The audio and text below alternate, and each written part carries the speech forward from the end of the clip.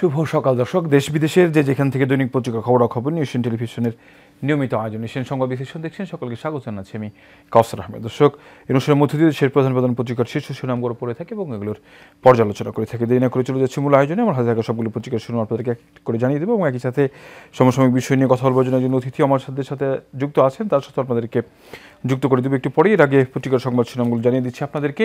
রয়েছে দেশ রূপান্তর যেটিকে সংবাদ শিরোনাম করেছে। আমরা দেখছি একটি ছবি দেখা যাচ্ছে, গতকালকে সামাজিক যোগাযোগ মাধ্যমেও এই ছবিটি সব জায়গায় দেখা গিয়েছে, আজকে পত্রিকাগুলোতেও সেই ছবিটি দেখা যাচ্ছে। কাঁধে মা, কাঁধে সহপাঠী, চেকপোস্ট নিরাপদ নয়, প্রাণ গেল বুয়েট ছাত্রের। দর্শক, আমরা দেখছিলাম যে গতকালকে নারায়ণগঞ্জের রূপগঞ্জের তল্লাশির জন্য পুলিশের চেকপোস্টে একটি বন্ধ অবস্থায়, একটা থামানো অবস্থা একটি মোটরসাইকেলে পেছন থেকে একটি প্রাইভেট কার ধাক্কা দিলে বুয়েটের এক ছাত্র মুহতাসিম তিনি কিন্তু মারা যান এবং এই ঘটনাকে কেন্দ্র করে কিন্তু সারা দেশ সেটি নিয়ে নানানভাবে বিভিন্ন ধরনের সমালোচনা হচ্ছে যে আসলে চেকপোস্ট কতটা অনিরাপদ সেটি কিন্তু বলা হচ্ছে। এই পাসপোর্টের যুগেও এমআরপি 2025 সাল পর্যন্ত থাকবে মেশিন রিডেবল পাসপোর্ট। জন্ম সনদ অনুযায়ী প্রবাসী শ্রমিকদের বয়সের পার্থক্য 8 বছর করা যাবে। দর্শক, আমরা দেখলাম যে সারা বিশ্বে এখন এই পাসপোর্টের কিন্তু চালু রয়েছে, সেখানে বাংলাদেশ এখনও পর্যন্ত সেই এমআরপি অর্থাৎ মেশিন রিডেবল পাসপোর্টে আসলে থাকতে চায়। এটি যদিও অনেক ব্যয়বহুল এবং সুবিধার ক্ষেত্রেও কিছুটা কিন্তু বঞ্চিত রয়েছে। আমরা দেখছি নিচের দিকে দেখছি যে একটি বিশ্লেষণধর্মী সংবাদ করেছে, অজ্ঞাত মৃতদেহে উদ্বেগ, পরিচয় শনাক্তে কার্যকর তৎপরতা নেই। গত বছর 10 মাসের তুলনায় চলতি বছর একই সময়ে মরদেহে বেশি 28%। উদ্ধার মরদেহের মধ্যে নারীর চেয়ে পুরুষ বেশি। দর্শক, আমরা যেটিকে বেওয়ারিশ লাশ বলে থাকি, সেই বেওয়ারিশ লাশের সংখ্যাও কিন্তু প্রতিনিয়ত বাড়ছে। আমরা দেখছি যে গত বছর যেটি ছিল তার চেয়ে কিন্তু এবছরে প্রায় শতাধিক লাশ কিন্তু বেওয়ারিশ লাশের সংখ্যা বেড়েছে। এই লাশগুলো আসলে কোনো ধরনের পরিচয় কিন্তু পাওয়া যায়নি, ফলে আঞ্জুমান মফিজুল ইসলাম সহ বেশ কিছু যে সংস্থাগুলো রয়েছে তারা কিন্তু সেগুলোকে কবরস্থ করছেন। এর পাশে আমরা দেখছি স্বৈরাচার উৎখাত করে বর্ষসেরা বাংলাদেশ। দেখছিলাম যে দ্য ইকোনমিস্ট আমেরিকান যে একটি পত্রিকা রয়েছে, সেই পত্রিকাটি বেশ কয়েকটি বিষয়কে মাথায় রেখেই কিন্তু বর্ষসেরা পুরস্কার ঘোষণা করে। এখানে এবছরে বাংলাদেশকে তারা বিজয়ী বলেছেন এবং রানার্স আপ বলেছেন সিরিয়াকে। এখানে উল্লেখযোগ্য যে বিষয়টি দেখেছি সেটি হচ্ছে যে অন্যান্য উন্নতি অগ্রগতি নয়, সেখানে যে বিষয়টিকে প্রাধান্য দেওয়া হয়েছে যে বিগত বছরগুলোতে স্বৈরাচার পতনের ক্ষেত্রে কারা ভালো ভূমিকা রেখেছে। সেদিক থেকে আমরা দেখলাম যে কিছুদিন আগে সিরিয়ার বাশার আল আসাদ দেশ ছেড়ে পালিয়েছেন। আমরা বাংলাদেশেও কিছুদিন আগে দীর্ঘ সময় ক্ষমতায় থাকা আওয়ামী লীগ সরকার শেখ হাসিনা তিনিও কিন্তু দেশ ছেড়ে পালিয়েছেন। সেই বিষয়গুলো কিন্তু উল্লেখ করেই কিন্তু বাংলাদেশকে এই বর্ষসেরা পুরস্কারটি দেওয়া হয়েছে। এর পাশে আমরা দেখছিলাম একটি গতকালকে যেই খবরটি শোনা গেছে, খাবার টেবিলে মৃত্যুর কোলে ঢলে পড়লেন উপদেষ্টা হাসান আরিফ। আমরা দেখছিলাম যে অন্ধ্রপ্রদেশ সরকারের বেসামরিক বিমান ও পর্যটন এবং ভূমি উপদেষ্টা হাসান আরিফ গতকালকে হৃদক্রিয়াজনিত রোগে কিন্তু হৃদরোগে মারা গিয়েছেন। আল আজহারে 3-0 তুলে ধরলেন প্রধান উপদেষ্টা। সেখানে দেখছিলাম আল আজহার বিশ্ববিদ্যালয়ে শিক্ষার্থীদের উদ্দেশ্যে বক্তব্যে প্রধান উপদেষ্টা ডক্টর মোহাম্মদ ইউনূস সেখানে কীভাবে আসলে ভাগ্যের পরিবর্তন করা যায় সেটি নিয়ে কিন্তু তিনি বক্তব্য দিয়েছেন।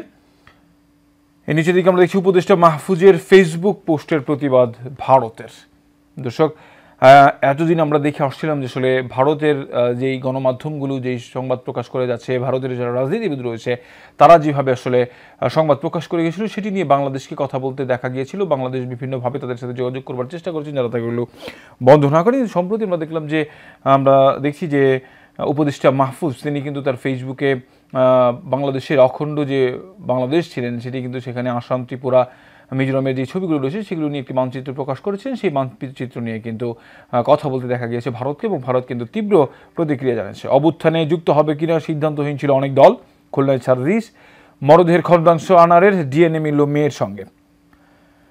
এর পাশে আমরা আরেকটি ছবি দেখছি, উইন্ডিজকে হোয়াইট ওয়াশ করে তারুণ্যের জয়গান। দর্শক, বেশ কয়েকটি সিরিজের পরে আমরা দেখলাম যে বাংলাদেশ কিন্তু ওয়েস্ট ইন্ডিজকে হোয়াইট ওয়াশ করলো। চাল ছিনতাইয়ের স্বেচ্ছাসেবক দলের 3 নেতা শোকজ করে পদে স্থগিত। 1 মাস আগে থেকে রেকি কেরানীগঞ্জে ব্যাংক ডাকাতি, মোটরসাইকেল, আইফোন কিনতে এই ডাকাতির পরিকল্পনা। 3 জন আসামি গ্রেপ্তার, নীরব 3 দিনের রিমান্ডে। দর্শক, দেশ রূপান্তরের সংবাদ শিরোনাম জানাচ্ছিলাম। রয়েছে দৈনিক ইত্তেফাক সেই একই সংবাদ করেছে, মুহতাসিম মাসুদের জানাজা শেষে কান্নায় ভেঙে পড়েন তার সহপাঠী। গতকালকে যেটি ঘটেছে নারায়ণগঞ্জে, মাতাল চালকের গাড়ি চাপায় প্রাণ গেল বুয়েট শিক্ষার্থীর বিচারের দাবিতে ফুসেছে বুয়েট। গাড়ির চালক অবসরপ্রাপ্ত সেনা কর্মকর্তার ছেলে, গ্রেফতার 3 জন। গাড়ি থেকে মদ উদ্ধার, অর্থাৎ নেশাগ্রস্ত অবস্থায় গাড়ি চালাচ্ছেন বলে প্রাথমিকভাবে বলা হয়েছিল। সিরিয়ায় অন্তর্বর্তী সরকারের ঘোষণা, আসাদ আমলে অপরাধে জড়িতদের বিচার ট্রাইব্যুনাল হবে, উপদেষ্টা হাসান আরিফান নেই। এরপর আমরা দেখছি ইজতেমা মাঠে মৃত্যু, মুফতি মোয়াজ গ্রেফতার, আদালতে হাজির করে 7 দিনের রিমান্ড দাবি। $116 কোটি ঋণ অনুমোদন বিশ্ব ব্যাংকের, স্বাস্থ্য, পানি, স্যানিটেশন ও সবুজায়নে এই সহায়তা দেওয়া হবে। কেরানীগঞ্জ ব্যাংক ডাকাতির চেষ্টা মামলা দায়ের, আটক 1 জন, 3 দিনের রিমান্ডে, অন্য 2 জনের জবানবন্দি। ইকোনমিস্টের বর্ষসেরা দেশ বাংলাদেশ, ওয়েস্ট ইন্ডিজকে তাদের মাটিতে টি-20 সিরিজ ডবল জোড়াইয়ের পর হাসি মুখে বাংলাদেশ দলের খেলোয়াড়রা। দর্শক, আমরা দেখলাম যে প্রথমবারের মতো উইন্ডিজকে হোয়াইট ওয়াশ করার যে রেকর্ড টি-20 সিরিজে, আমরা সেটাই কিন্তু দেখলাম। দর্শক, আমার হাতে রয়েছে নয়াদিগন্ত পত্রিকা। নয়াদিগন্ত যেটিকে একেবারে সংবাদ শিরোনাম করছে, আমরা দেখছি নির্বাচন ইস্যুতে সরকারকে চাপে রাখতে চায় বিএনপি, ফেব্রুয়ারি থেকে সারা দেশে সভা সমাবেশের চিন্তা। দর্শক, আমরা অনুষ্ঠানের শুরুতেই যেমনটি বলছিলাম যে সমসাময়িক বিষয় নিয়ে কথা বলবার জন্য একজন অতিথি ভার্চুয়ালি আমাদের সাথে যুক্ত থাকেন। আজকেও আমাদের সাথে একজন অতিথি যুক্ত আছেন, মেহেদী হাসান পলাশ, সহকারী সম্পাদক দৈনিক ইনকিলাব। মেহেদী হাসান পলাশ, শুনতে পাচ্ছেন আপনি আমাকে? জি, আমি আপনাকে শুনতে পাচ্ছি। আমরা দেখছিলাম নয়াদিগন্ত পত্রিকা সহ বেশ কিছু পত্রিকায় এবং বিভিন্নভাবে আমরা বিভিন্ন মাধ্যমেই এই সংবাদটি এখন দেখছি যে আসলে নির্বাচনের যেই রোডম্যাপ, সেই রোডম্যাপ কিন্তু বিএনপির পক্ষ থেকে চাওয়া হচ্ছে। অর্থাৎ কবে নাগাদ নির্বাচন হবে সেটি নিয়ে বিএনপি কিন্তু বলছে একটি ধোঁয়াশা তৈরি হয়েছে। আমরা দেখছিলাম প্রধান উপদেষ্টা বলছিলেন নির্বাচনের একটি ঘোষণা দেওয়া হয়েছিল, এরপর আবার তার প্রেস সহকারী উপদেষ্টা তিনি কিন্তু বিষয়টি নিয়ে আরও ঘোলাটে করেছেন। অর্থাৎ যা অন্যান্য যে রাজনৈতিক দল রয়েছে তারা কিন্তু বলছেন যে সংস্কারের জন্য কিছু সময় এই সরকারকে, অন্তর্বর্তীকালীন সরকারকে দেওয়া হবে, কিন্তু বিএনপি কিন্তু বারবারই আসলে সরকারকে নির্বাচনের জন্য, নির্বাচনের রোডম্যাপ ঘোষণা করবার জন্য চাপে রেখেছেন। আসলে কি মনে হয় আপনার, অন্তর্বর্তীকালীন সরকার যে সংস্কারের কথা বলছে, যে সংস্কারের জন্য আসলে কি পরিমাণ সময় দেওয়া দরকার, অথবা দেশের মধ্যেই যেই কিছুদিন পরপরই যে ধরনের ষড়যন্ত্র হচ্ছে, এই সময় আসলে নির্বাচনকারী সরকার কতটুকু দরকার বলে মনে হয়? একেবারে ছোট করে আপনার কাছ থেকে জানতে চাই। ধন্যবাদ আপনাকে এবং এশিয়ান টিভির দর্শকদেরকেও ধন্যবাদ জানাচ্ছি। প্রথমত হলো যে বিএনপিও কিন্তু সংস্কারের বিরুদ্ধে বলছে না। বিএনপি শুরু থেকেই সংস্কারের জন্য একটি যৌক্তিক সময় সরকারকে দেওয়ার জন্য সবসময়ই বলেছেন এবং সবসময়ই বিএনপি নেতৃবৃন্দ সরকারকে সহযোগিতা করছে। এ নিয়ে কোনো ধোঁয়াশার কিছু নাই। কিন্তু একটি বড় রাজনৈতিক দল হিসেবে তারা শুধু বলছে, রোডম্যাপ চাইছে, যে আপনি রোডম্যাপ মানে কি? রোডম্যাপ অর্থ হলো যে আপনি ঠিক কত দিনের মধ্যে নির্বাচন করতে চান, কিভাবে করতে চান, তার একটি পরিকল্পনা। কারণ চারিদিক থেকে নানা রকম কথা উঠছে এবং কথা উঠছে কারণটা কি, যে চারিদিক থেকে কেউ বলছে যে আমি সংস্কারের আগে কোনো নির্বাচন না, কেউ বলছে বিচারের আগে কোনো নির্বাচন না।